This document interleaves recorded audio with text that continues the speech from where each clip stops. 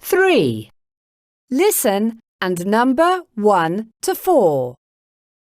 1. Triceratops was a herbivore. It had a big body with 4 legs. It didn't have claws.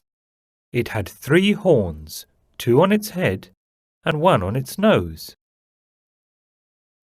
2. Compsognathus was as small as a chicken. It had thin legs and a long tail. It had sharp claws and ate lizards. 3. Stegosaurus was a herbivore. It had a big body and a small head.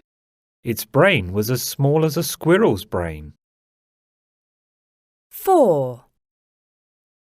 Pteranodons weren't dinosaurs. They were flying lizards. They had beaks and big wings. They ate fish, just like many birds do today.